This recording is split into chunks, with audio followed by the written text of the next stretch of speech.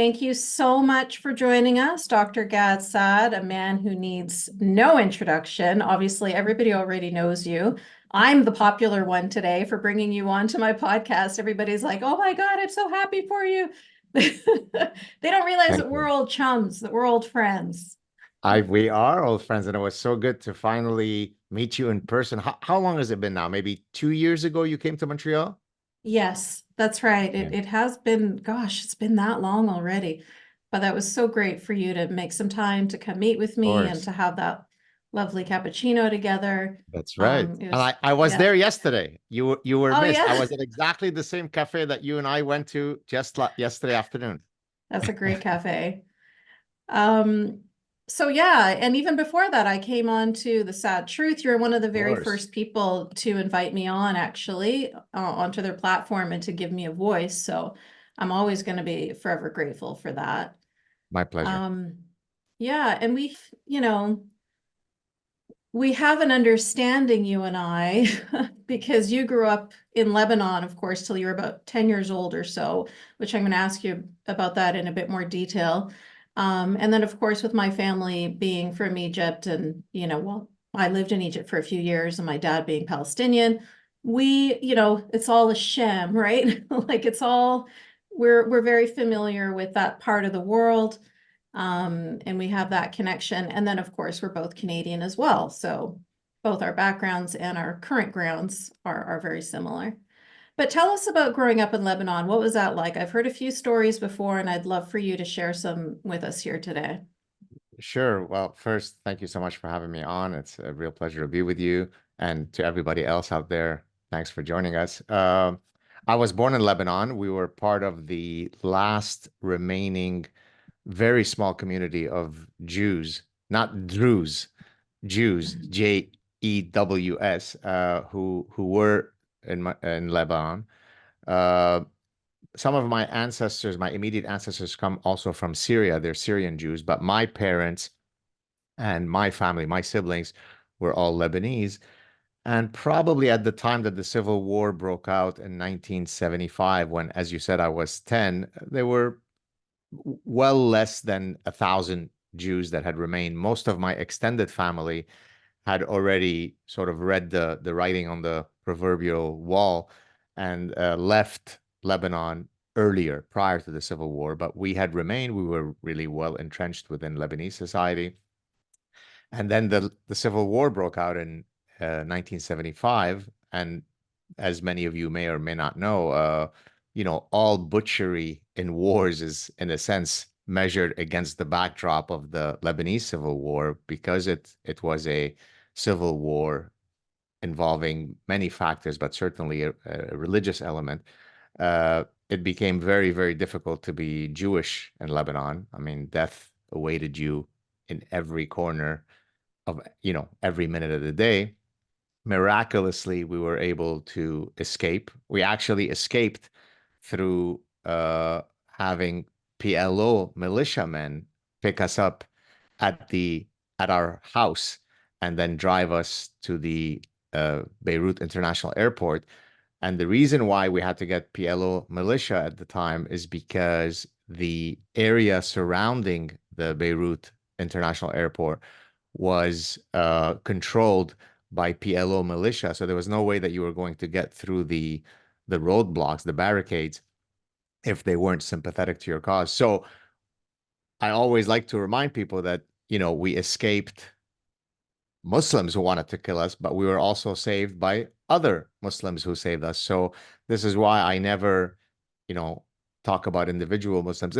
I shouldn't need to have to say this, but it's important to remind people there are nice and evil people of all faiths and no faiths.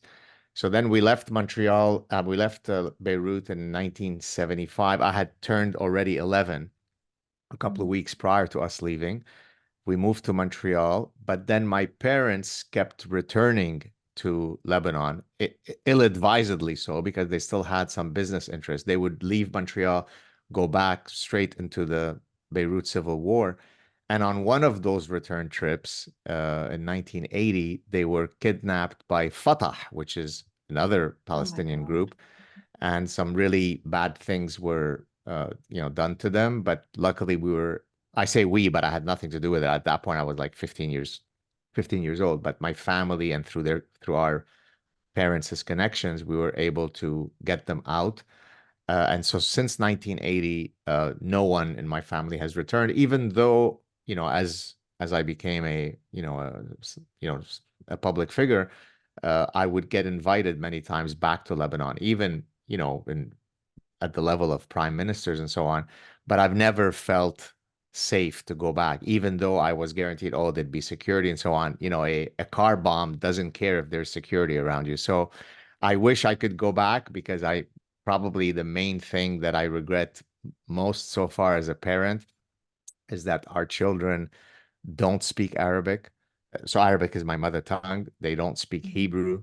And so despite all this incredible richness that we have in the family, my wife also speaks Armenian. They only speak French and English. And I've always dreamed of being able to, going back to American University of Beirut and doing a 1 or 2 year visiting professorship, immersing my children in Arabic, and suddenly they become, flawless Arabic speakers. So all this to say, it's a tragic part of my past. I wish I could return, but such is the reality of life. My gosh. Well, Lebanon is still quite a mess. So Yeah. it's not like there's been an opportunity for you to take your kids there and have that, American University of Beirut dream come true. Um, but I want to ask you specifically, like, just drill down a little bit more about what you were saying about the difficulties of being a Jewish family Yeah. in Lebanon. Can you talk to us a little bit more about that? Oh, sure. Thanks for asking. So it's important for people to contextualize what it means to be Jewish in the Middle East, and more specifically in the context of progressive modern Lebanon. And I say that with that inflection in my voice because it's progressive and tolerant against the backdrop of the Middle East, right? So you're tolerated as long as you don't wear your Star of David too largely. You're tolerated as long as you don't make too much noise. And of course, we reserve the right to not tolerate you whenever we decide you're no longer tolerable. And so growing up in Lebanon, I talk about some of these stories, although of course I've got many more that I didn't mention in the book. In the Parasitic Mind, in chapter 1 of the book, I talk about some of the realities that I faced as a child growing up in Lebanon. So I'll share a few with you here. And the first one that I'm going to share might resonate with you, if only because you have an Egyptian background. So Gamal Abdel Nasser was a pan-Arabist trying to unify all of the Arab states. And he was the Egyptian president, and he was loved. He was a charismatic guy. He wasn't certainly very religiously motivated, but he was unifying all of the Arab nations. So there was this great love and fervor for him.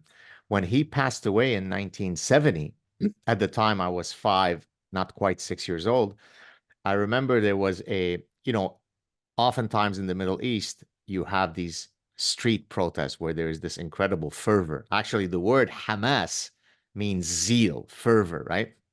So there's a lot of energy. And so people are, lamenting and kind of hitting themselves because he passed away. But this is in Beirut, Lebanon. This is not in Egypt. And as people were proceeding down my street, I kept hearing, death to Jews, death to Jews. And so I was in the balcony and I was confused. And I kind of turned to my mother and she says, just keep your head down. Because I was like, well, why are they screaming death to Jews? What do we have to do with this? But that's the reflex, right? I mean, some calamity happens in the Middle East. First instinctual reflex is, death to Jews. It's probably maybe the Jews who killed him, who put something in his water. Second, I'll mention two more stories, and if you want more, I'll share more. Second story is I was about maybe 9 years old, so this is probably about a year before the Civil War started, and we were in class, and the teacher asked the class to, for each person to stand up and tell us what they wish to be when they grow up. So one person gets up, I want to be a soccer player, I want to be a doctor, I want to be a policeman, I want to be a soldier. And one kid gets up and says, when I grow up, I want to be a Jew killer. to rapturous laugh and, screaming and clapping and so on. Now, that kid knew that I was Jewish, but it was totally normal to say things like that. Third story, my brother, one of my brothers, I have two brothers and a sister, all of whom are much older than me. My brother, who's 10 years older than me, was a champion in judo, Lebanese champion, national champion for several years in a row. And so, as you might imagine, it didn't look good for a Jew to constantly win in these competitive things. It's making the rest of us non-Jewish people look bad. And so he was visited by some men who explained to him that it was time for him to retire because otherwise, maybe an unfortunate accident can happen to him. And so then he didn't want to quit his career, so he then left to France to pursue his judo career. This is before the Civil War. Uh, Now, the incredible story here, the conclusion to that story is that in 1976, the Montreal Olympics happened. It just so happened that they were in Montreal. And so the guy who left to Paris, I think he left in 73, who left Lebanon because it wasn't good for Jews to consistently win this combat sport, is then asked to represent Lebanon in the Montreal Olympics, which he did. So the guy who was no longer allowed to be a judo champion in Lebanon, we could now forgive the fact that you suffer from the terminal disease of being Jewish when it comes to having you hold the Lebanese flag. And that happened in 1976. So that gives you a bit of a flavor of what it was to grow up in tolerant, progressive Paris of the Middle East, Lebanon. You always had to know your place. Now, in terms of the actual war, some of the dangers that you faced, everybody faced, right? I mean, if you go out, there are snipers everywhere. They're going to blow your brain, whether you're Christian, Muslim, or, I mean, depending on the area you're in. The bombs and the indiscriminate killing can happen to anyone.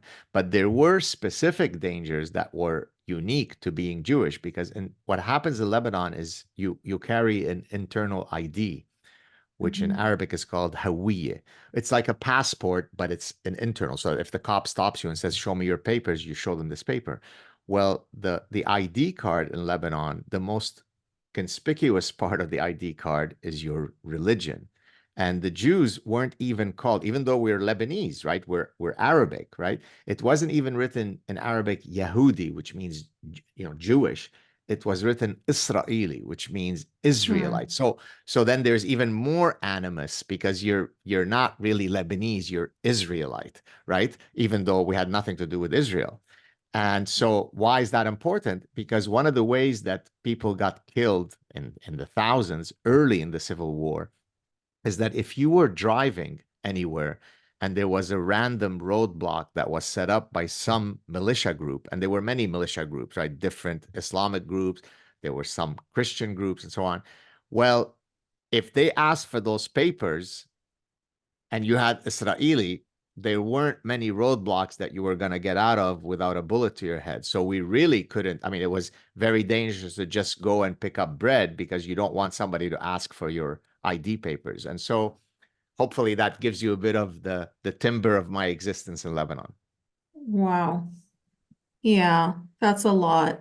That's a lot. I mean, I'd heard your story before about you being a child in school and that boy saying, "I want to kill Jews." And you're a father yourself, and I'm a mother, and just knowing, like, just to have a kid have to hear this amongst their classmates, or to hear as a child, what was it? Curse the Jews, kill the Jews. How did your mother respond to you when you said, "Mom, what's going on?" Because It's that's a all, really difficult. yeah. You knew that you were different. You knew that there was a secret about you. Now, it wasn't so secretive in that no one in Lebanon knew we were Jewish. Of course, people knew. All they had to do was go to the synagogue on Saturday morning, and then they would know you're Jewish. But you had to know your place, right? Which, by the way, this might interest some people.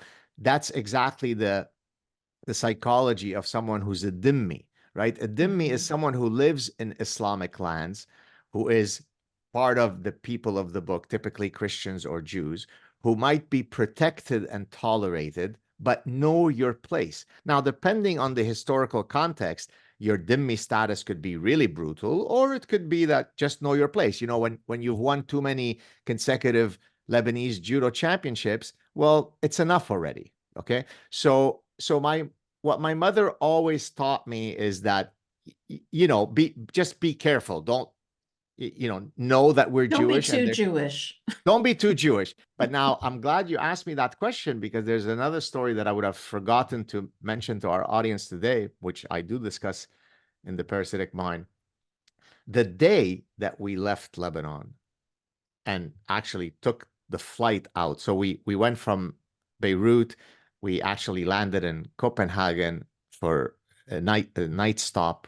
So we slept in Copenhagen, and then we made our way from Copenhagen to Montreal when we first moved to Montreal.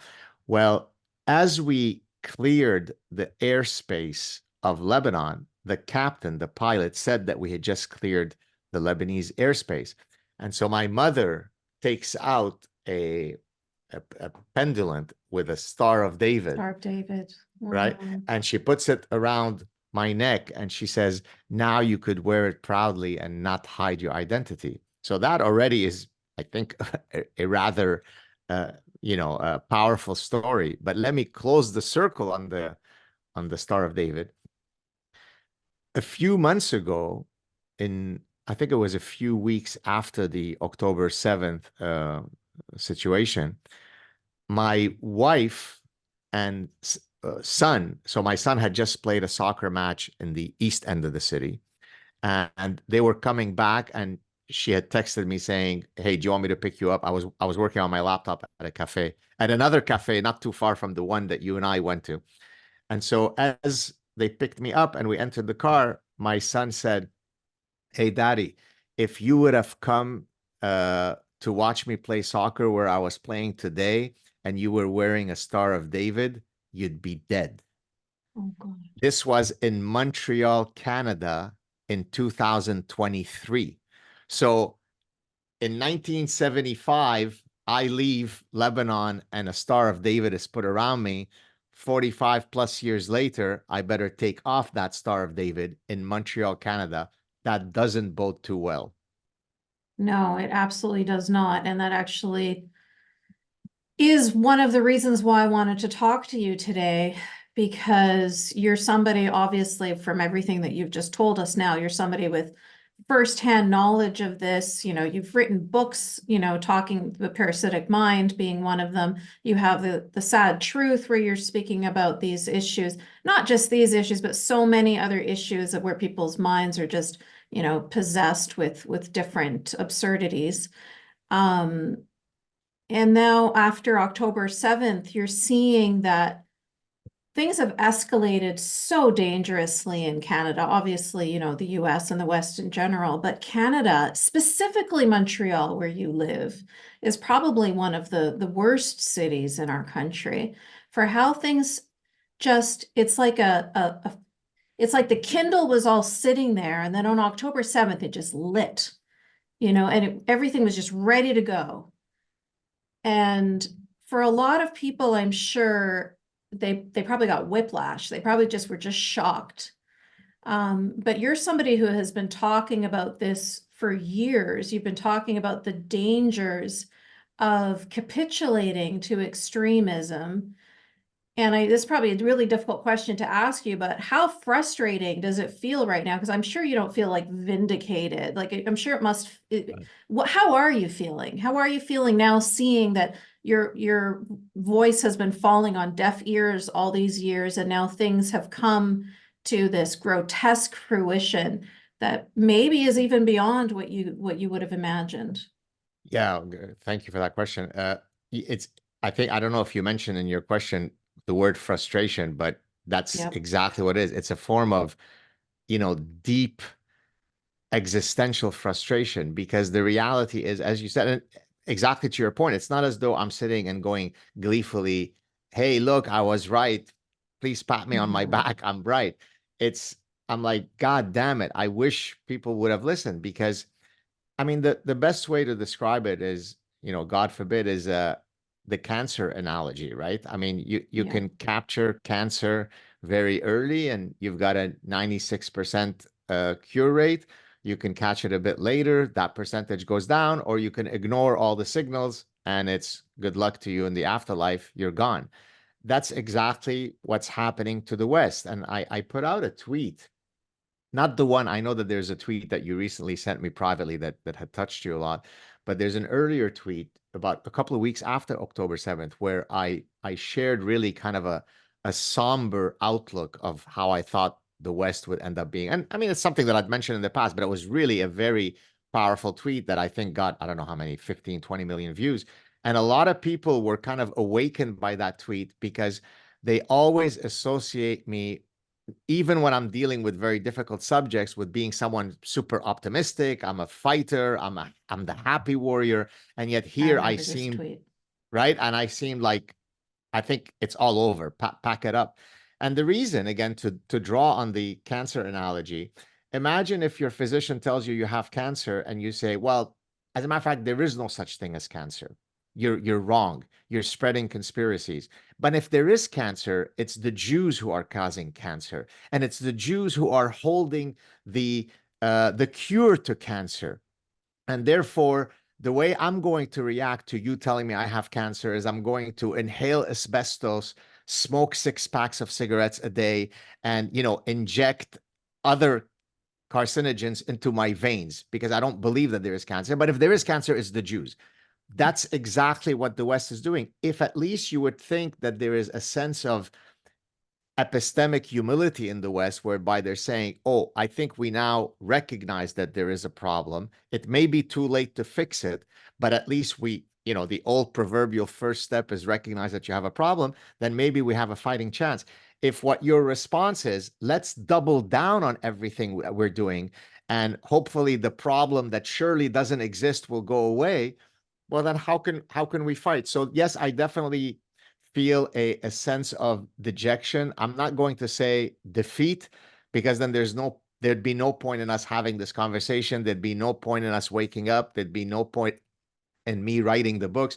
So I still think that we do have a fighting chance, but the likelihood of this being resolved without unbelievable violence down the line is reducing by the day. And it's not hyperbole. It's as clear as dropping a ball and having gravity react to the ball. If I drop a ball 100 times, the same things will happen. The ball will fall to the ground because there's this thing called gravity. People will wake up and people will decide that they've had enough. And when they do that, it won't be through talking and dialogue. It will be through violence. And what a shame, because the West had this anomaly in throughout our history, which is for a bleep in human history, the West had created something that nowhere else had you found: freedom of speech, freedom of conscience, individual dignity, all of the things that made the West great. We decided that we're going to give them away because of these parasitic ideas of empathy and so on. It's tragic. It's horrible. Now, I haven't read your latest book yet, The Sad Truth About Happiness, but I remember when we were chatting about it a couple of years ago. Um, it was going to be an optimistic. You are generally a very optimistic person, as you know, even when things are as dark as they are, you're tweeting jokes. It's sarcastic, it's biting, it's very, they're sharp criticisms, but they're always, wrapped in this sort of tongue-in-cheek, you know, sarcastic manner. So it kind of lessens the blow of whatever's Right. going on. Um, it is really, I do remember those days when it was very clear that you were feeling just despondent, and there's no surprise. I mean, I wasn't, there's no surprise at all. Like I mentioned, you're in one of the worst places in Canada. You're watching history repeat itself. I had friends from New York, from all over Europe, from all over Canada, from all over the world writing to me, telling me the exact same thing. I remember even around Hanukkah, some friends were saying, like, maybe we're just not going to put out any celebration, anything this year. Like, we're going to make sure that we're not so visibly Jewish, very similar to the way you had to be in Lebanon. Um, and it is incredibly heartbreaking to see this happen in really such a short amount of time. I was just in Israel and I was visiting Holocaust Memorial, Yad Vashem in Jerusalem, and I'm planning on going to the March of the Living, visiting Auschwitz.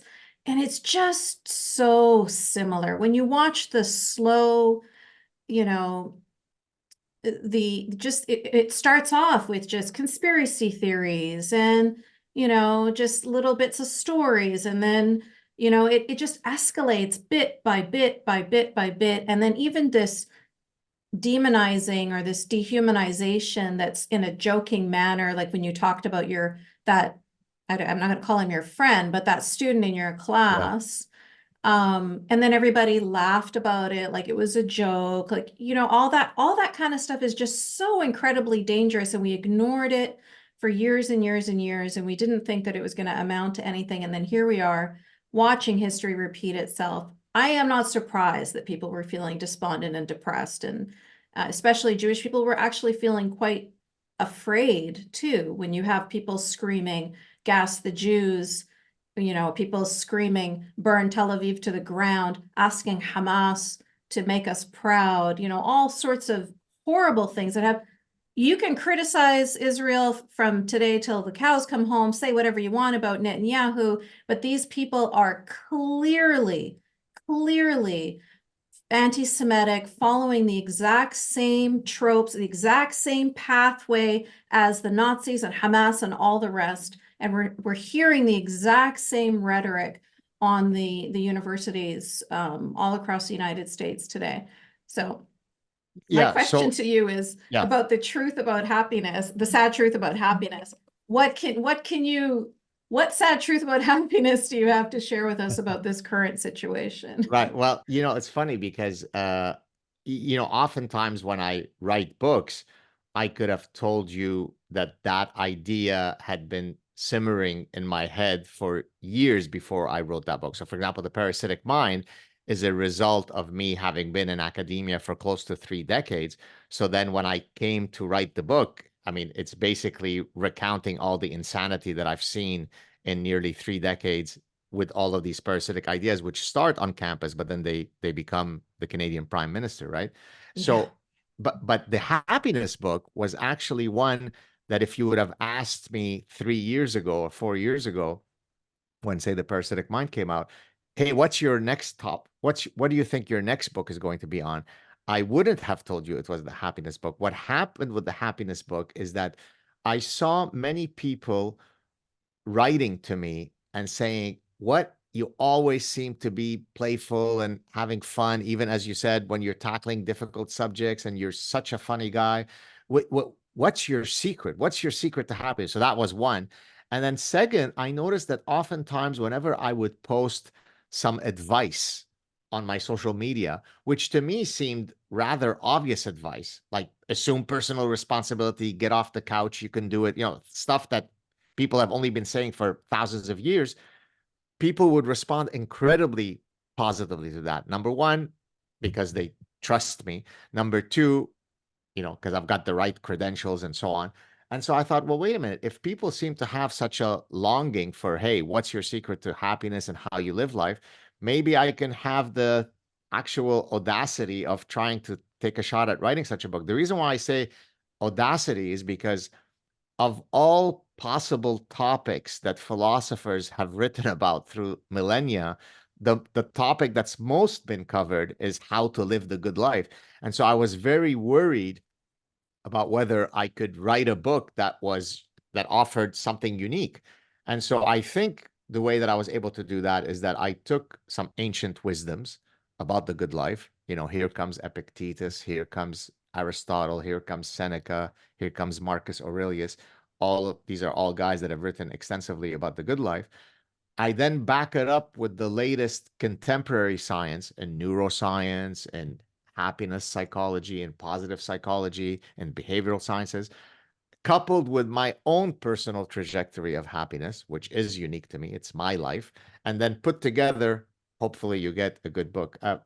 Regrettably, though, so far, it's done well in that, compared to the average book that is published, it's done well, but it actually did not do nearly as well so far, although the paperback is coming out on May 14th. It hasn't done nearly as well as Parasitic Mind. And I don't know the exact reason for that. One reason could be that people associate me a lot more with someone who's trying to, fight all of these bad ideas. So once I wrote about happiness, maybe it didn't. But the reality is, I am a very happy person. There are some really good insights. And if you'd like, I can share a few of them with you about how to Well, be yeah, I happy. think that's a good idea because people could really use that insight right now. So in one of the early chapters, I talk about the two decisions that are most likely to impart the greatest amount of happiness or misery, depending on whether you make a good decision or not. And uh, now, the decision I'm going to say, you might say, well, yeah, no kidding, duh. But again, I back it up with real psychological and scientific insights. So number one, the person that you choose to spend your life with, your spouse choice, is fundamentally important, because if I wake up every morning and the person next to me is one that I either go, yes, I can't believe I'm waking up next to this person, or you go, oh, God damn, I'm waking up next to this person, that's already going to determine my existential trajectory. Now, if I return to that person at night after working and I have either one or the other, of course, that's going to affect my happiness. And then in between, I'm going off to work. And if I'm at a place of work that brings me great purpose and meaning, then I've won the happiness lottery. So then the question becomes, the devil is in the details. How can you ensure that you choose the right spouse and the right job? And here I explain very early in the book, unlike the typical self-help book that says, here are the 8 prescriptions to do this and the 7, and I guarantee you success. I'm a lot more, you know, uh, humble in my sales pitch. I say, look, life is about navigating statistical minefields. And all I can do is offer you prescriptions that increase the odds of you finding happiness, right? I can't guarantee it, right? Because again, each trajectory will result in a different outcome. So I'll give a few prescriptions about choosing the right job and choosing the right spouse. So in evolutionary psychology, there are two opposing maxims when it comes to mate choice. Either birds of a feather flock together or opposites attract. And your audience may or may not be surprised to know that if you're looking for maximizing your chances of long-term success of a marriage, then it's overwhelmingly the case that birds of a feather flock together. The question becomes, flocking on which feathers? Is it that we have to have the same eye color or the same hair color? And of course, it's not. It's we really have to have fundamentally shared foundational values, same belief system, same right? Those are really important. If I am a dogged, Orthodox Jewish practitioner and you are a caustic atheist, well, yes, maybe love conquers all, but you're certainly putting the statistical odds against your marriage working. So birds of a feather truly do flock together. Opposites attract works well for a short-term, dalliance behind the bushes. I may be sexually restrained, you may be sexually outgoing. That complementarity might lead to a nice get together. But for long term union, birds of a feather flock together. When it comes to finding the optimal job, so I argue that there are two things that you can do that can, again, augment your chances. Number one, if all other things equal, if you can find a job that allows you to instantiate your creative impulse. Now, that could mean many things. A chef creates, an architect creates, a podcaster creates, a stand-up comic creates, a professor and author creates. All of these folks are in completely different domains, but what's happening is until they came along, the bridge didn't exist. The stand-up comedy routine didn't exist. The book didn't exist. The plate of culinary art didn't exist. And so there is something unique in terms of finding purpose and meaning when you create something out of nothing, right? So I always think to myself, I say, I'm going to open my laptop now and I'm going to open my Word document. And right now, there isn't a single letter that I've written in my next book. And then one day, after 12, 14, 16 months of very hard work, I will hit the send button and I will send it off to the publisher. And then a year later, people will send me selfies of them sitting at a beach in Dubai reading that book. That has nothing to do with money that I make off the sale of that book. The feeling of satisfaction that I get, the sense of purpose and meaning I get of someone who's sitting in Dubai at the beach could have chosen 9,000 other things to do that day. And yet somehow my book won. My God, that's an incredible privilege. So number one, all other things equal, if you can find a job that allows you to create, you're well on your way to being occupationally happy. The second one is, I call it temporal freedom. So I work very, very long days. I work very, very hard, but I feel as though I'm never working because I really am an intellectual entrepreneur, short of having to be teaching a course at a particular time on a particular day or having a departmental meeting. I'm just a vagabond. I'm off to some cafe now to work for 3 hours on this next paper I'm working on. Then I'm having a great chat with Yasmine on her show. Then I'm going to go off and start thinking about some of the structure for my next book. And by having that temporal freedom, I feel very fulfilled. Now, compare that to, say, someone who works in the factory line, where they don't even have the dignity to choose when they can take a bathroom break. It's union mandated. At 10:15, you get a 5-minute bathroom break, and at 12, you get. So, if possible, if you can hit those two marks, you're going to be happy. And if you want me to give you other prescriptions, I can go ahead, but I'll cede the floor back to you. I just thought it was really interesting, the one that you started with, and then, both of them, because they really lead to each other. Because if you didn't have your wife to be the support for you, then you wouldn't be able to have this freedom that you're speaking of. So you 100%. chose the right bird of the right feather, or she Indeed. did. Indeed. Hopefully both. And that allowed you to have, yeah. So that's really beautiful that that worked out for you so nicely, and hopefully your book will speak to so many people and will allow them to also make good decisions for their future Thank you. happiness. I'm going to ask Ellen Abrams to unmute herself because she has a good question for you, Gad. Go Hi. ahead, Ellen. Hi.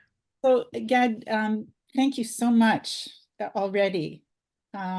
So enriching and heartening. And my question is that my daughter graduated from McGill. She's in her mid-30s now. And even while she was in university, she would come home sometimes and I would be aghast and remark to her, "You've drunk the Kool-Aid." And this was about various things. But, to my regret now, I didn't pursue it further, didn't enter into conversations with her. So what I'm wondering is if you have any recommendations for parents for how to speak with our children. She's very focused on Gaza, Palestine, and is not seeing the bigger picture, but she's even having trouble really parsing that out. And she's thoughtful, she's intelligent. But we've gotten to the point where I've just said, okay, this is a no-go area for us. We can't talk about it. So is there? Yes. No, I get it. Thank you.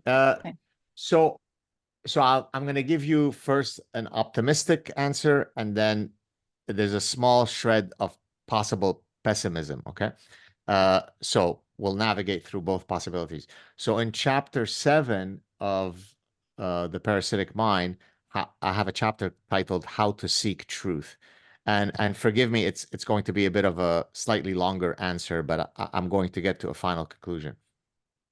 In the chapter on how to seek truth, I offer an epistemological tool to establish how do you know that something is true. So if I want to demonstrate that For example, toy preferences have a sex specificity because of biology, right? Most social scientists think that the reason why Johnny plays with trucks and the reason why Linda plays with dolls is because of, sexist gender role socialization from the parents, okay?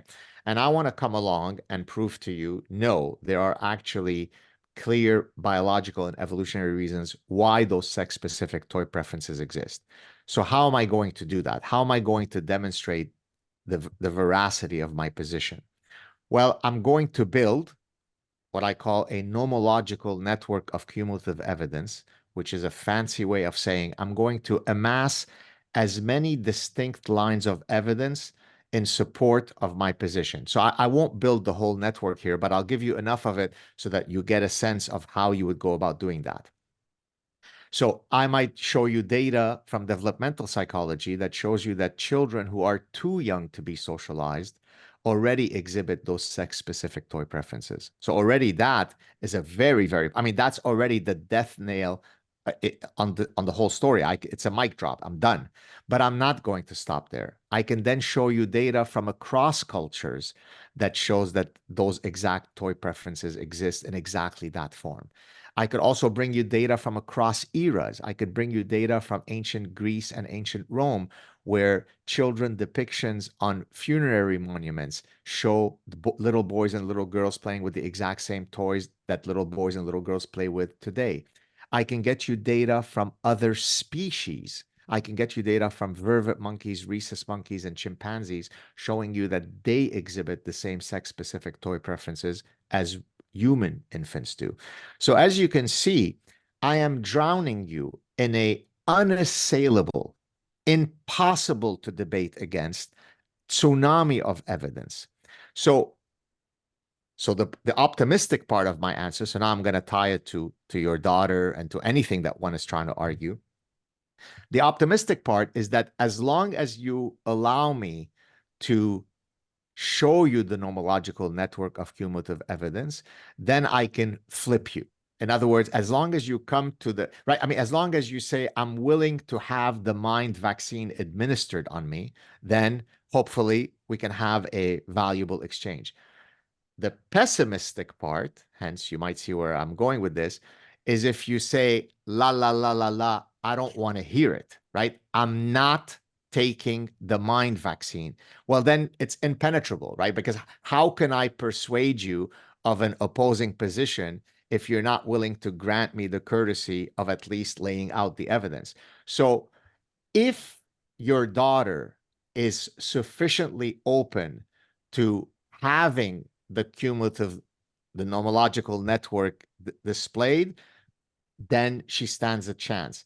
If she is so dogged and dogmatic in her anchored position that she doesn't want the vaccine, then she's a lost cause. Now, the reason why, so one of the things that I've learned in my long career now in public engagement is I can very quickly gauge whether you are in the former category or in the latter one, right? Yeah.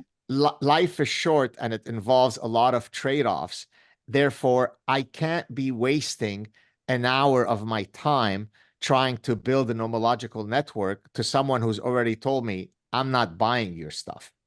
So you'll have to decide whether your daughter is redeemable, but there is a vaccine. Whether the person wishes to have it administered or not is a different story. And in summary, that's why I don't debate Muslims. And that's why I don't debate, by the way, intelligent design people who say evolution is a Zionist hoax. And that's why I don't debate people who are young earth creationists who say the earth is 6,000 years, because there is no amount. I know that epistemologically we exist in universes that can never intersect. I could never show you any evidence that would cause you to change your mind. And to your point, the hardcore Muslims are never going. So there's no point in people say, oh, but you're a coward. Why don't you debate some moronic extremist Muslim guy? Because there's no way you're going to come around to me, right? I say up, you say down. It's a waste of time. Yeah.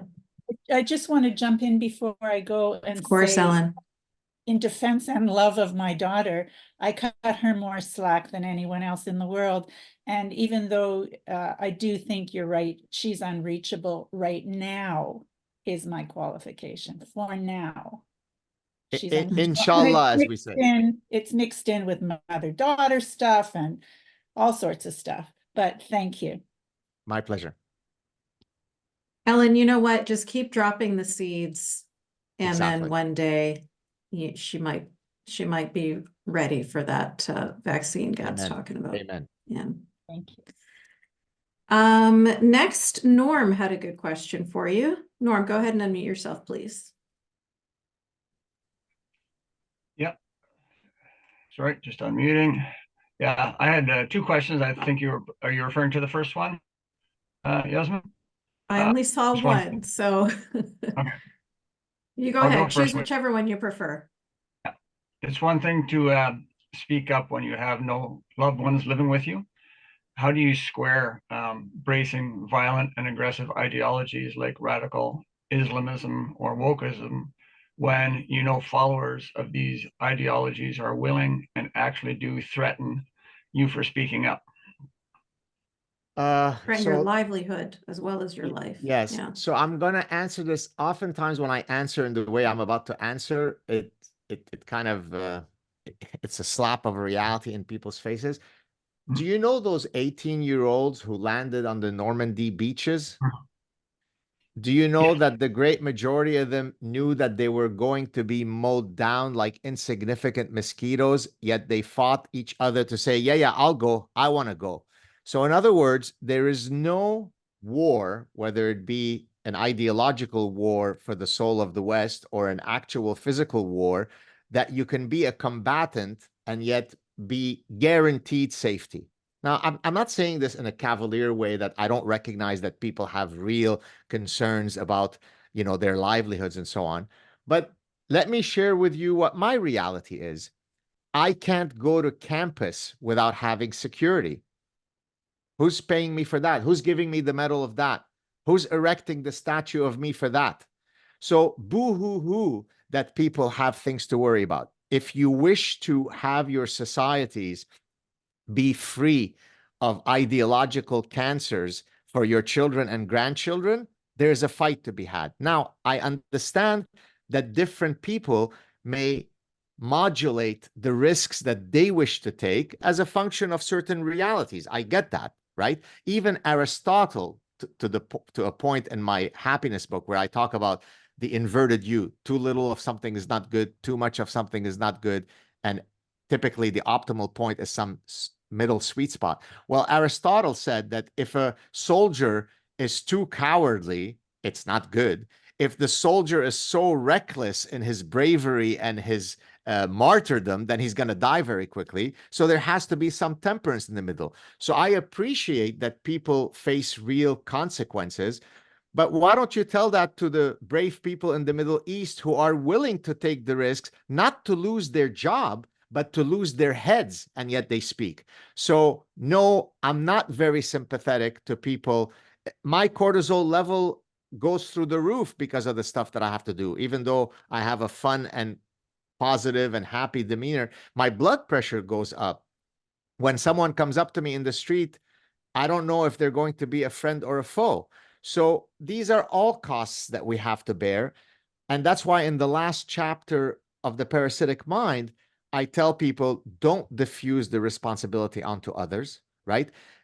You can decide how much you want to speak and where you want to speak. You simply don't have the right to say, I will never take a millimeter of risk. Let Gad Saad and Yasmine worry about it. They're big boys and girls. They'll bear the brunt of the risk, right? It might be you simply challenge your professor politely in class. It might be you challenge your friend at the pub who says some inane things about, women too can have penises. Whatever it is, you have to at least have the courage at some point to defend reality and the foundational values of the West. If not, you're a coward that doesn't deserve to live in free societies. I don't mean you in particular. I'm speaking in general. Understood, and point well taken. I think my question was focused on when we have, like the American Sniper movie, you see the terrorist holding a drill to his son's head. It's one thing to put oneself at risk, like I see you do. Is how do you square the danger that can come to your loved ones for speaking up? Because most of us have children and husband or wife or partner.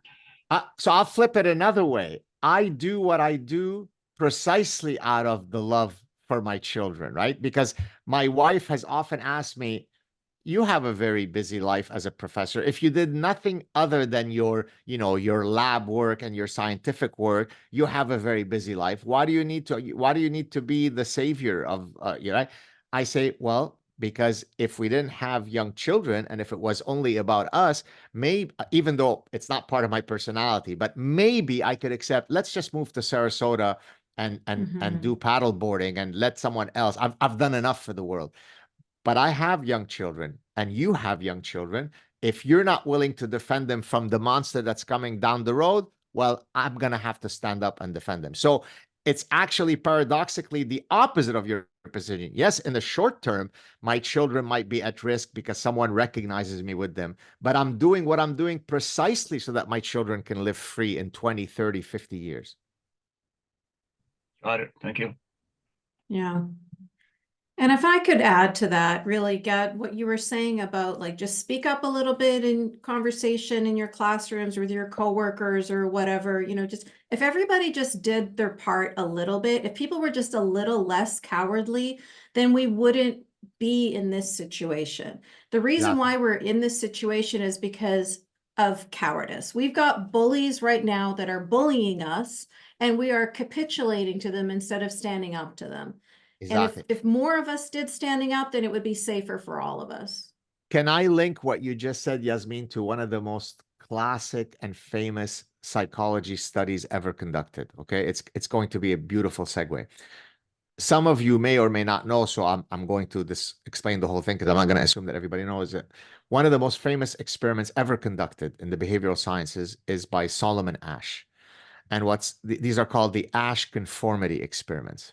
And what Solomon Ash did is he basically said, I want to see if I'm able to get people to conform to lies that are astronomically obvious. Because so do you believe your lying eyes or do you go ahead with the group, right? And so what he did is he developed a very simple and elegant experiment. I usually explain this at the start of pretty much any course that I teach, because I try to explain to my students that good science does not have to be convoluted. As a matter of fact, some of the most beautiful and elegant science, you could explain it to a 10-year-old.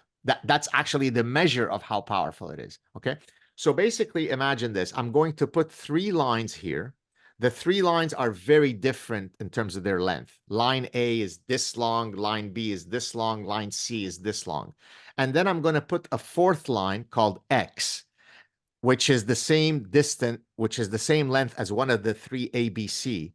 And I'm going to ask people which of the lines ABC is the same as X. You follow? Now, so let's suppose A is this big, right? And X is this small. So we know for sure, absolutely, unless you are congenitally blind, we know that that's the wrong answer. If people say the correct answer is A, they're insane. The point of the experiment is to bring in a bunch of people into the lab, and then you put them in a line of, say, 8 people in a row. And the first 7 are really Confederates. Confederates is just a fancy term for they're in on the experiment. They're pretending that they are participants, but they are part of the experimental manipulation. Yes?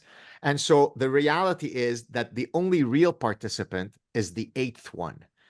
But unbeknownst to him or her, that the other 7 are fake ones. So I'm going to start with the first one and say, which of the 3 lines A, B, C is the same as X? And remember, if I say A, it's the unbelievably not same distance, right? So the first person says A, the second person says A, the third person says A. So as you see that we're going down to that final person, as a matter of fact, you can go on, I think it's probably available on YouTube, where they actually filmed the experiment. Now, what do you think happens in terms of the non-verbal cues of the eighth person, the real subject. When the first person says A, the response is, what the fuck, right? It's, what, are you insane? Then as we go down, the real subject is looking around. Are you guys seeing what I'm seeing? Am I insane or are you insane? And then by the time we get to the eighth one, the body language is crushed. They are crushed by the weight of conformity. I've literally lectured what I just said maybe 40 million times. As I lecture it, I still get goosebumps. Why?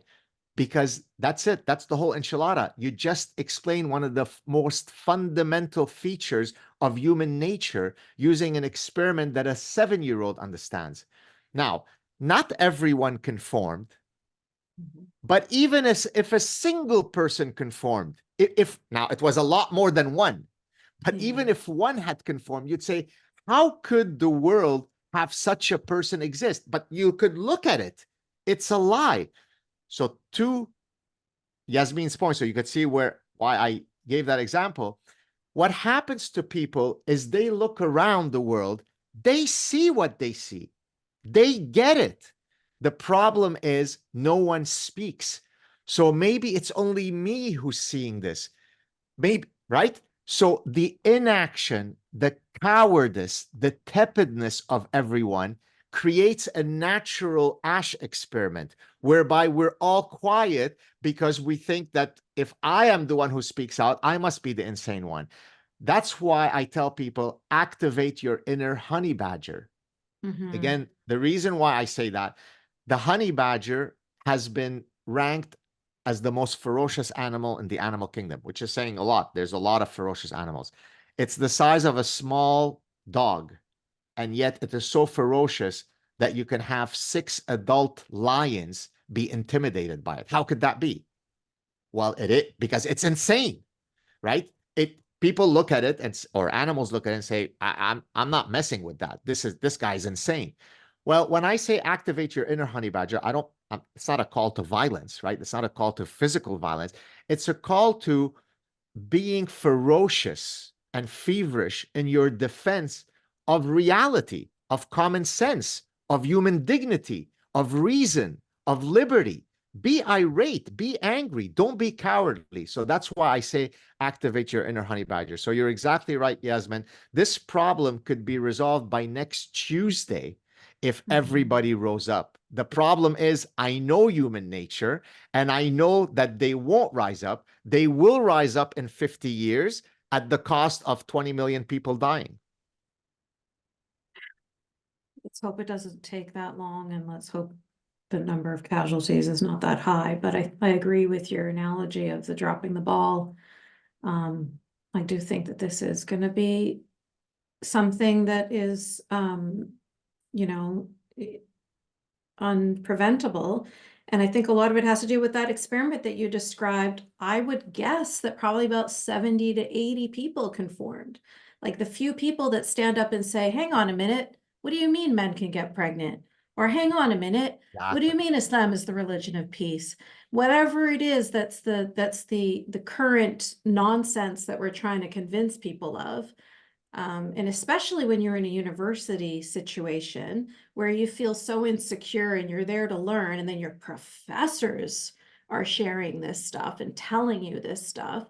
So you already feel that sense of like, well, they must know what they're talking about. They're the ones with the doctorates. I'm just a first year. I'm just here to learn. And so you end up, it's just such a successful, institution for indoctrinating whatever it is, billions of dollars coming from Qatar or whatever their Marxist DEI or whatever it is. It's just a perfect place for it. Exactly. But yeah, anyway, thank you so much for that. This is like really, I feel like I'm in one of your classes right now. So this is great. Hannah, you're next. Okay, hi. I'm just leaving my camera off because an abundance of caution. So it's very cool to see your face though. I wanted to ask actually about oppression and internal Jewish dynamics, basically.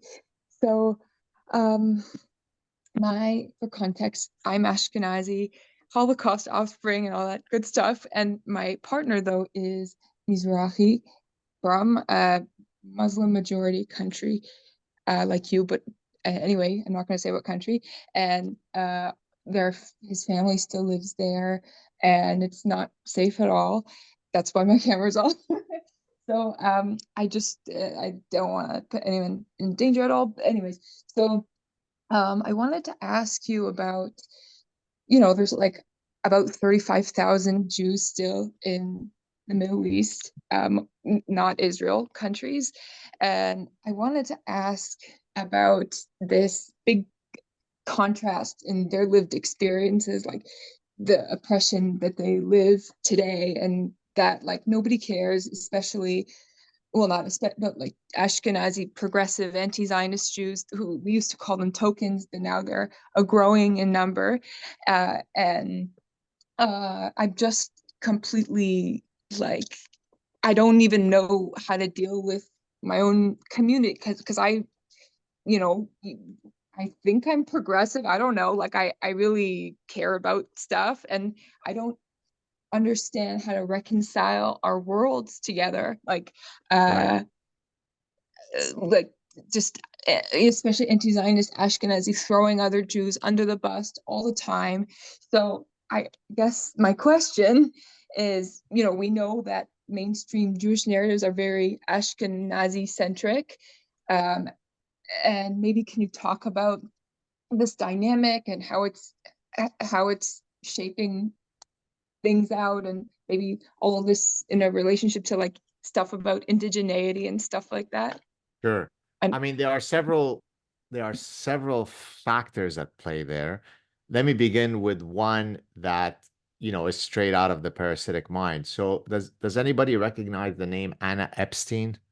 She became famous for a few seconds a couple of months ago. She's the Jewish student from either Boston College or Boston University that was caught on camera ripping down the posters of Jewish babies, right? So Anna Epstein is so much more progressive and empathetic than all of you monstrous cretins, that she has attained another level of enlightenment, whereby despite her being Jewish, she's staring down in rejection of the Jewish baby posters, right? Now, why am I saying this under the parasitic framework? Because let me explain why I used the neuroparasitological framework in the book, The Parasitic Mind. So let's take the wood cricket. The wood cricket, I mean, a literal cricket, it despises water. It doesn't want to do anything with water. But when its brain is parasitized by a neuroparasite, a particular hairworm, the hairworm needs the wood cricket to jump into water to its hapless death, because for it to complete its reproductive cycle, it meaning the parasite, it needs to happen in water. So it alters the neuronal circuitry of the wood cricket so that it takes something that it has an innate fear of, and then it jumps into the water to its suicide. Those are your Ashkenazi friends. They're parasitized. They went to Oberlin, they went to Wellesley, they went to Harvard. They know nothing about the reality. What they do know is suicidal empathy. Drum roll, topic of my next book, right? Which is, it is the empathy module being hyperactive and misdirected, right? Homeless people more important than homeowners. Noble MS-13 gang members coming out of the southern border more important than legal citizens, and on and on. So when the suicidal empathy model misfires, hyperactivates, you get all sorts of policy problems that arise, and hence this is likely to be the topic of my next book. So what your Ashkenazi friends are doing is they are parasitized by various neuroparasites. They don't have the inoculation that comes from having lived the reality of the experience of the Mizrahi Jews, where they could say, well, let me teach you about what the reality is.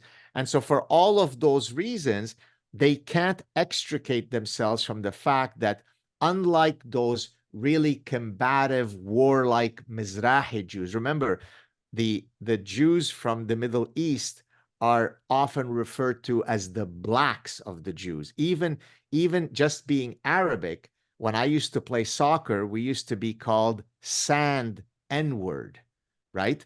So what happens with, so there's, as I said, it's a complicated story, but there's definitely a dynamic where the Ashkenazis are, they're the Oberlin folks. They're the Wellesley folks. They're just infinitely empathetic, right? Free Palestine, queers for Palestine.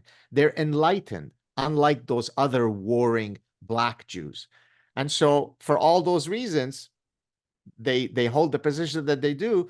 Now, some of them have woken up, right? Bill Ackman has woken up, yes, but it frustrates me that But people have to be woken up personally. Just wanted That's to what say I was that. going to say. Yeah. That's what I was going to Sorry say. to interrupt. I ruined No, it. please.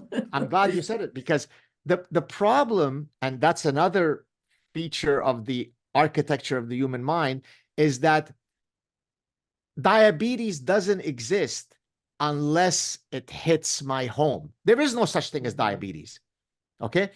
But once it hits my son, type 1 diabetes, oh, there is such a thing as diabetes. Once it hits me as type 2 diabetes, so it has to personally hit me. So Bill Ackman, and I'm not taking anything away from him. We follow each other. He knows me. I'm hoping to have a chat with him soon. He's a lovely guy. He's an incredibly successful guy.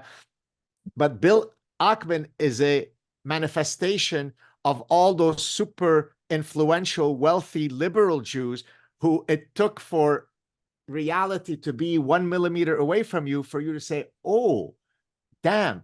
But when Gad Saad was standing, to an earlier question you asked, at the top of the mountain going, wake up, people were saying, come on, this doesn't affect me. I go to the cool parties in Cambridge. So that's the problem, is that oftentimes the only way to get people to respond to a reality is exactly what Yasmine said, once it comes to my home. What do you mean Sharia zones? There are no Sharia zones. I don't see that.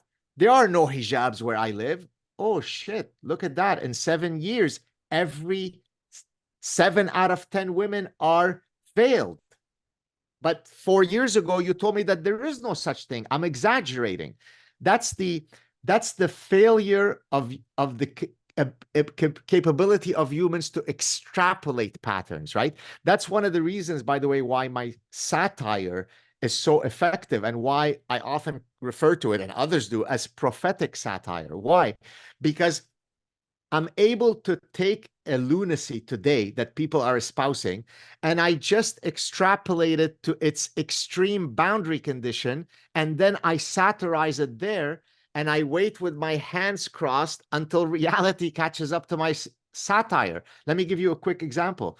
About 8 years ago, I put out a clip, with my whole woke wig and everything, where I was introducing a new field of study called social justice mathematics. Because I have a mathematics background, I used all the terminology from mathematics, and I came up with all kinds of bullshit. You can't use the term irrational numbers because that marginalizes mental illness. I did all that stuff. And guess what? It now exists. Well, is it because I'm a prophet? No, it's because I'm able to take where we are in point A, trace out the slippery slope, and then mock it at point B. That's what happens. And so what your Ashkenazi friends are doing is they don't see that slippery slope. They're patting their backs in terms of how progressive they are until reality hits them hard tomorrow morning. Thank you. I don't think they want to see that. Anyway, thank you. Yeah, sure. Yeah. Okay, so Daniel is next with a question that quite a few people had sort of variations of this question. Susanna, hopefully your question will be answered in this as well. Daniel, go ahead. Yes, nice to meet you. Nice to meet you. Okay. I'll are some of the leaders in Canada, the politician leaders, gonna work against anti-Semitism? And and if so, what are they going to do? And Nothing.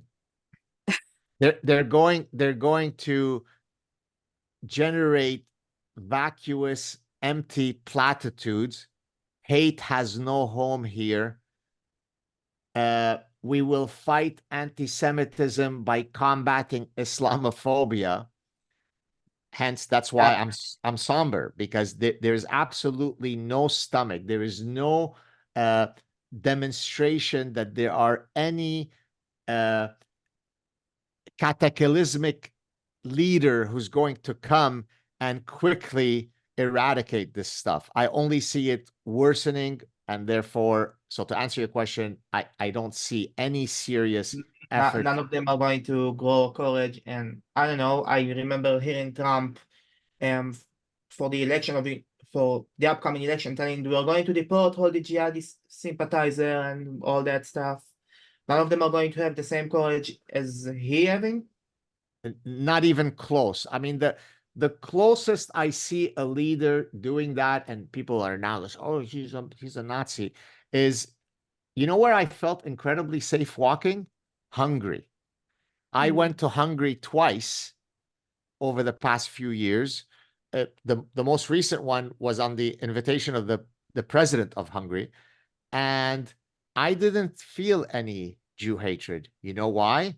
Because they have a closed border immigration policy, so that what Hungary is exhibiting today is how the West was 25 years ago, where Jews actually felt completely comfortable.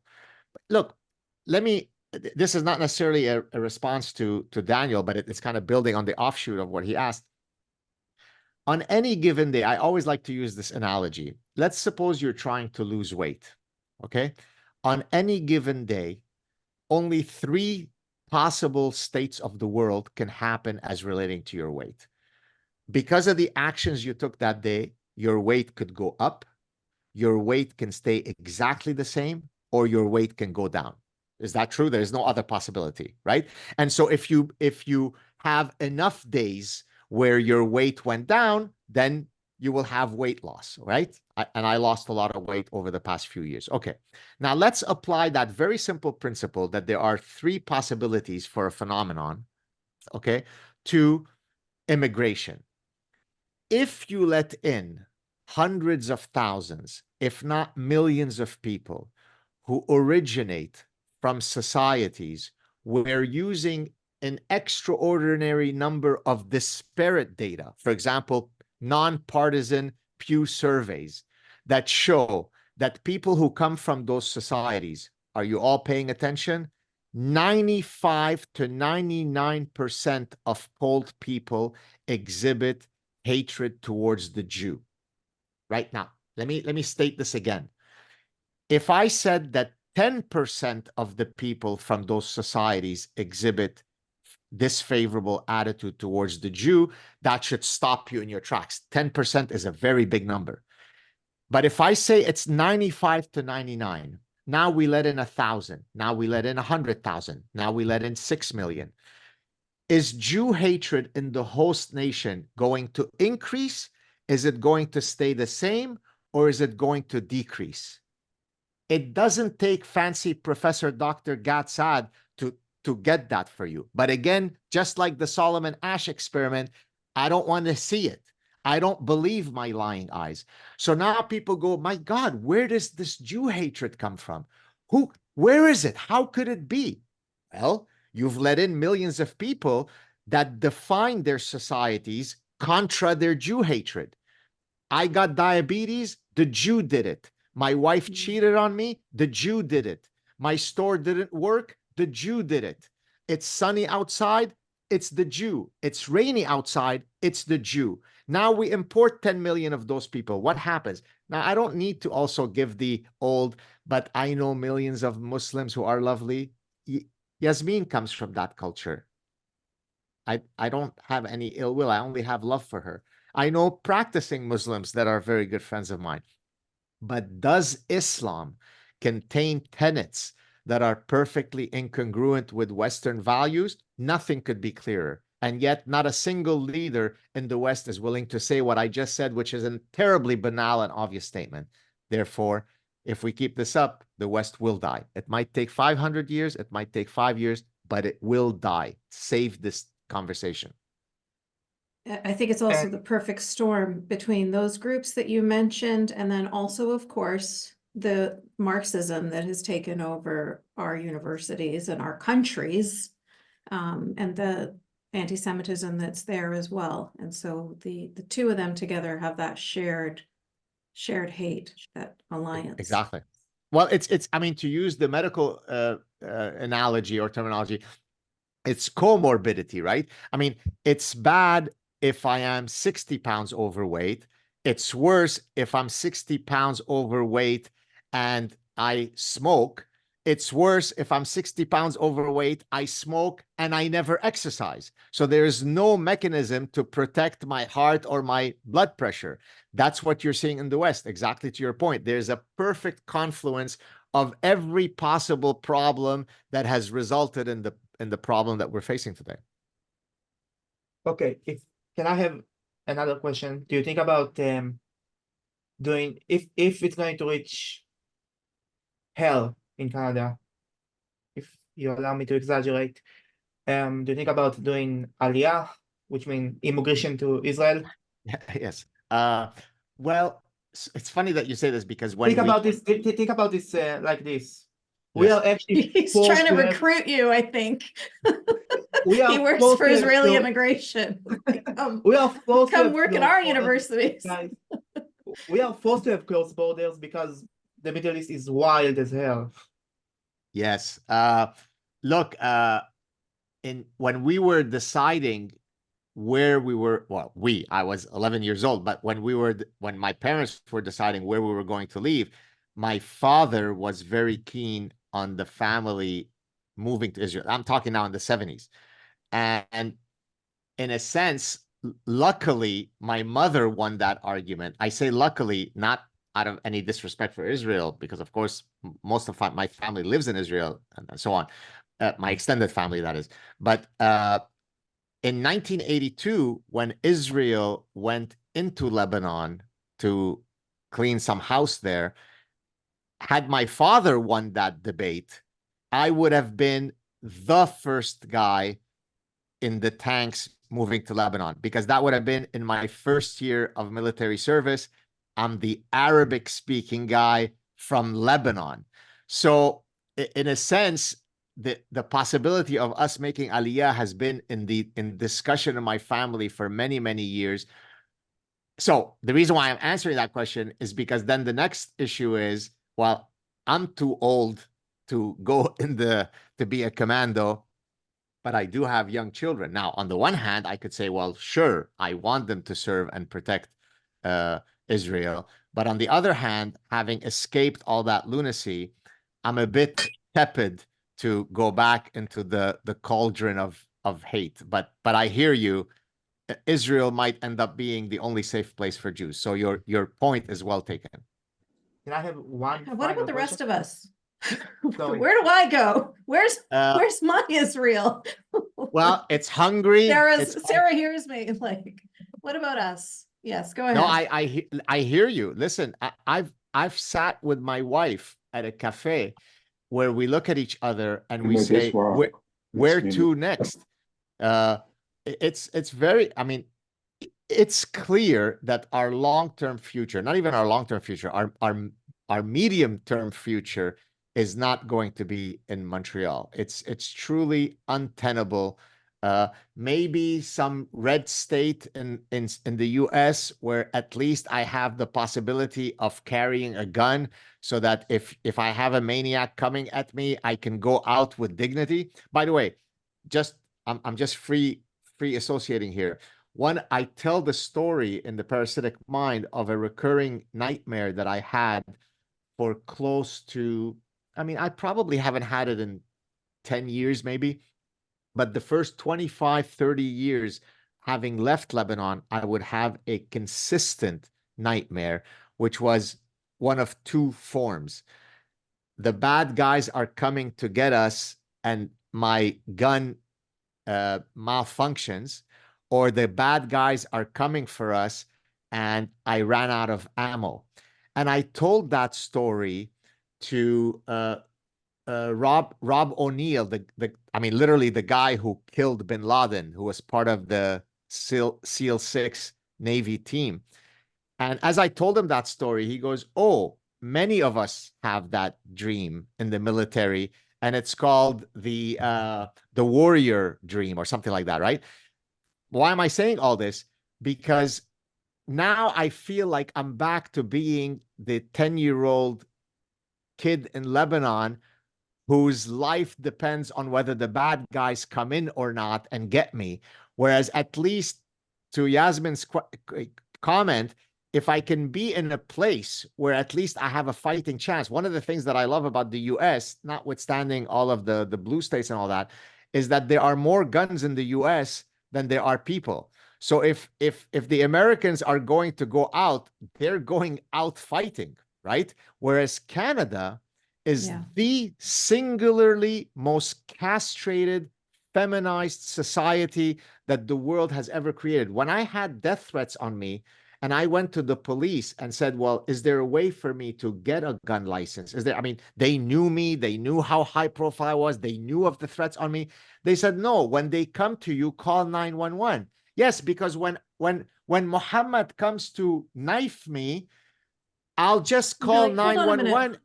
Wait a minute, just hold on, Mohammed. Just wait till the cops come in 12 minutes, right? Whereas if I'm carrying, hey, you may kill me, but I may kill you back. So you need to go to a place where you still have the personal dignity to be able to defend yourself. And regrettably, there are fewer and fewer places in the West where you can do that. Are you happy with that, Daniel? Just one final question. I'm sorry for holding on for the rest of you. I understand. Let's just say that a relative of mine is dating a Persian Jew. And she told she has an uncle that's still in Iran.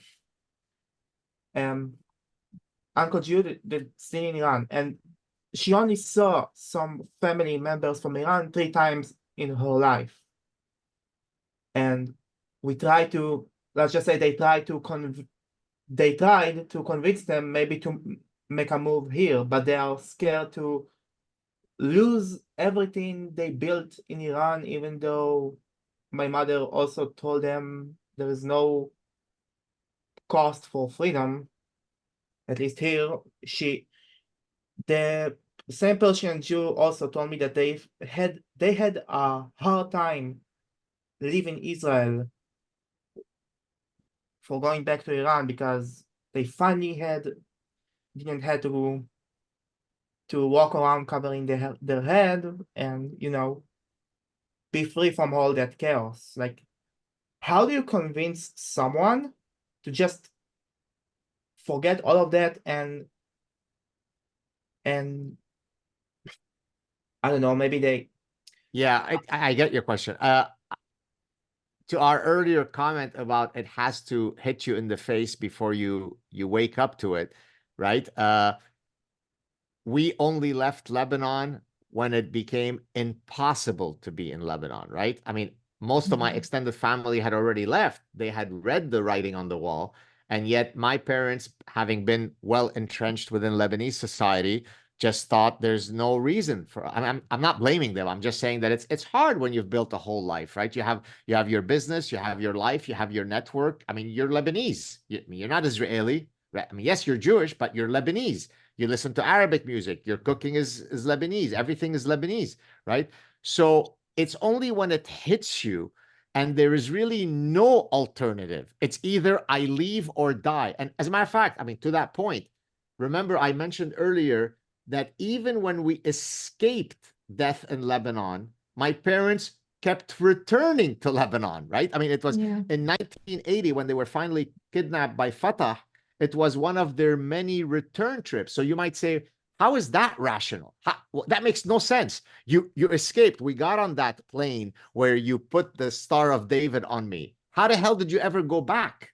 That makes no sense. Well, it makes sense if you understand that human nature is such that you've built a life. So I don't think I have a magic recipe for you. All that I can say is that if they are truly entrenched within Iranian society, the only time that they will wake up is when they are calling them to, sorry to say, to hang them. And then suddenly they'll either wake up and say, it's time to go to Israel, or bad things will happen to them. That's the reality of, yeah. That's the story of the Holocaust too, though, isn't it? Exactly. That's Yeah. exactly right. Mhm. Exactly right. It won't affect us. We'll be able to lay low. I think it's too good here. What if we go somewhere else? We'll never be accepted. I know that our neighbors are really nice and they'll protect us.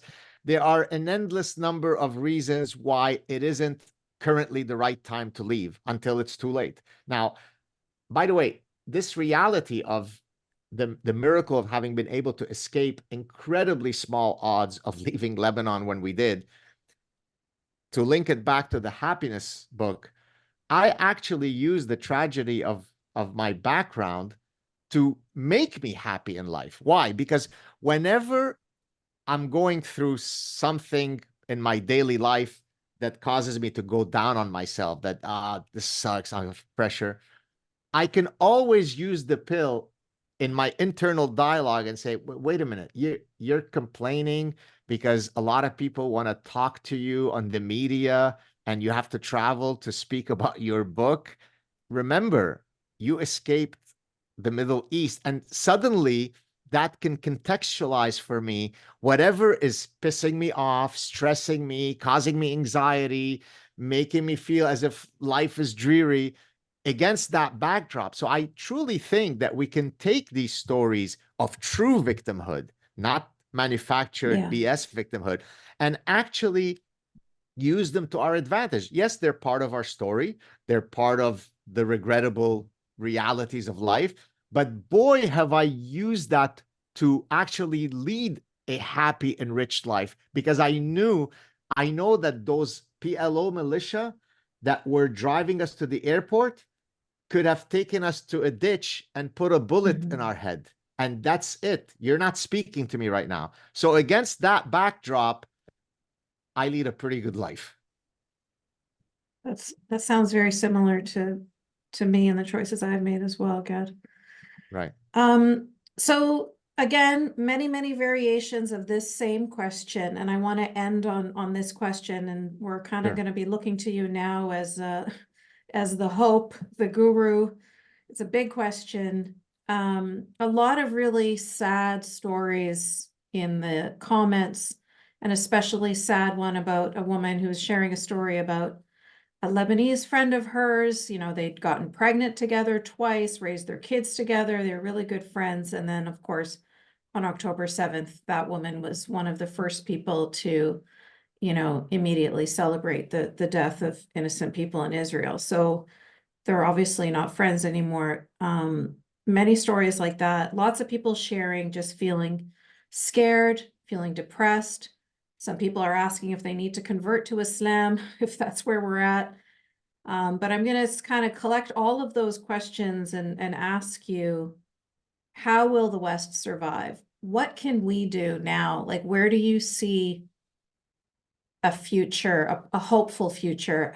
Is it, yeah, what can be done at this point? So on the grand kind of one sentence, you cannot have in your society people who ascribe to an ideology that is manufactured to be antithetical to every one of the foundational values of your society. That could never coexist. There isn't just part of pancreatic cancer that's okay, right? Mm-hmm. There isn't some optimal level of pancreatic cancer. There isn't. Now don't no, I'm not saying that Muslims are cancer. No, Yeah, Islam is completely incompatible and inconsistent and incongruent with fundamental tenets of human flourishing. Nothing could be clearer. Does that mean that there aren't hundreds of millions of Muslims who are incredibly lovely, incredibly peaceful, kind, generous, spiritual, happy? Of course not. We're talking about an ideology.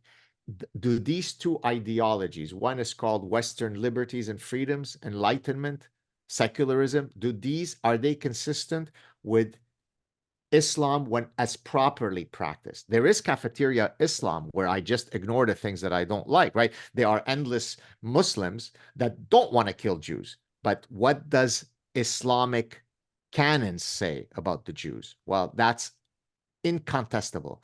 So on a general level, there needs to be a complete rediscussion, reevaluation of our current immigration policies. So that's at the broad kind of macro level. Nothing could either worsen things or improve them more than that.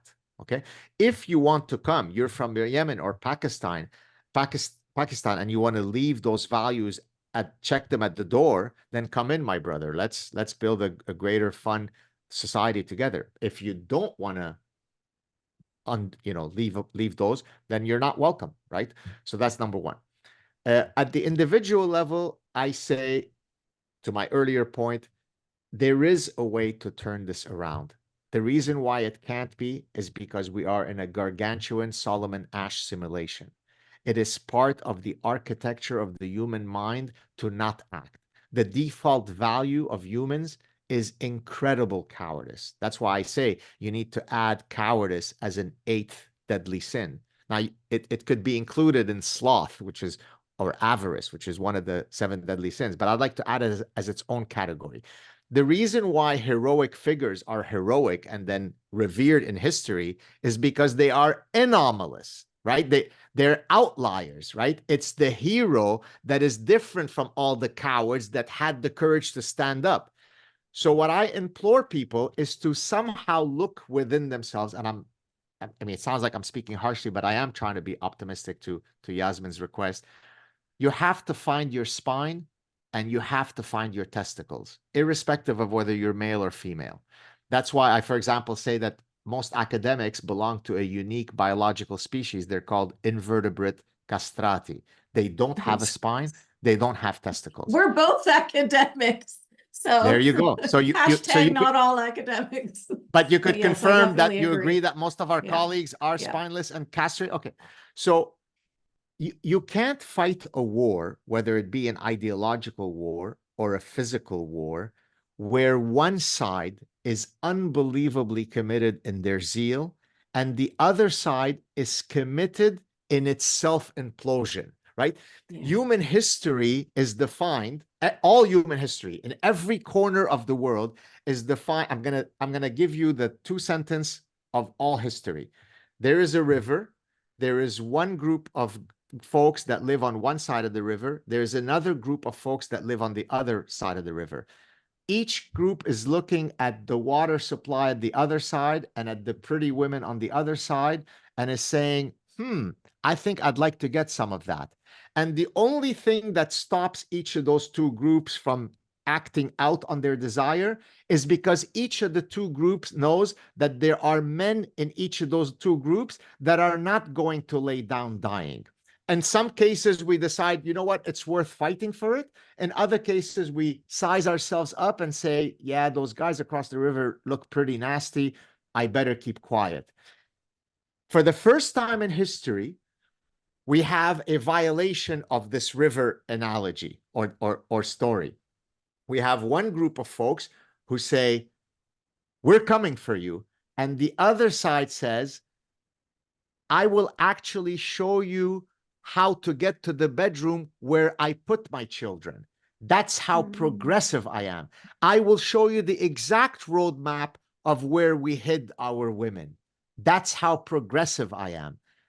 Those two can't work. If those two stay together, I can predict with absolute assuredness who's going to win. So now, here's the optimism part. Not all men, I say men, it could also be women, but you know what, I'm speaking in the generic.